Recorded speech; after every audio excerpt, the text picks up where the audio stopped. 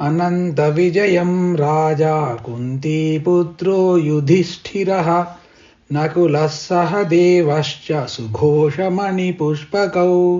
కుంతిపుత్రుడైన యుధిష్ఠరుడు అనంత విజయమనే శంఖాన్ని పూరించాడు. నకులుడు, సుఘోషం, సహదేవుడు మణిపుస్తకం అనే శంఖాలను పూరించారు.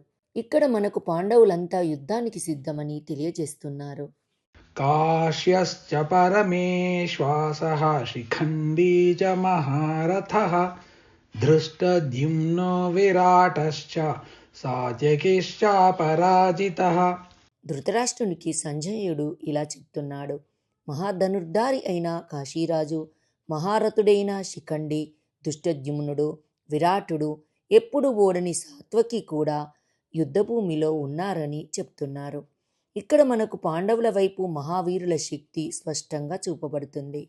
ద్రుపదో ద్రౌపదేయాశ్చ సర్వశః పృథివీపతే సౌభద్రశ్చ మహాబాహుః శంఖాన్ దద్ముః పృథక్ పృథక్. ఇక్కడ ధృతరాష్ట్రునితో సంజయునుడు, ఓ రాజా, ద్రుపదుడు, ద్రౌపది కుమారులు అందరూ మరియు మహాబాహువైన అభిమన్యుడు కూడా వారి వారి శంఖాలను ఊదారు అని చెబుతున్నాడు.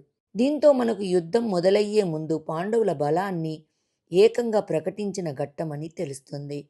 సఘోషోధార్తరాష్ట్రాణం హృదయాని వ్యదారయత్ నభశ్చ పృథివీం చైవ తుములో వ్యనునాదయన్. సంజయుడు ధృతరాష్ట్రునితో, ఆ భీకరమైన శబ్దానికి ఆకాశం భూమి రెండూ దద్దరిల్లాయి, మీ తనయుల హృదయాలను బ్రద్దలు చేశాయి అని చెప్పాడు.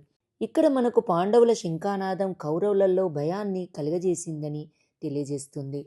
అథ వ్యవస్థితాన్ దృష్ట్వా ధార్తరాష్ట్రాన్ కపిధ్వజః ప్రవృత్తే శస్త్ర సంపాతి ధనురుద్యమ్య పాండవః. యుద్ధభూమిలో తన రథం జెండాపై హనుమంతుని చిహ్నం కలిగి ఉన్న పాండుపుత్రుడు అర్జునుడు తన ధనుస్సుని తీసుకున్నాడు. సమరానికి ఎదురుగా నిలిచి ఉన్న మీ పుత్రులను చూసి అర్జునుడు శ్రీకృష్ణుడితో ఇలా అంటున్నాడు అని సంజయుడు ధృతరాష్ట్రునితో చెప్తాడు. యుద్ధం మొదలయ్యే క్షణంలో అర్జునుడి మనసులో మార్పు మొదలయ్యే ముందు దశ ఇది. ఇక్కడి నుంచి అతని విషాదం బయటపడుతుంది.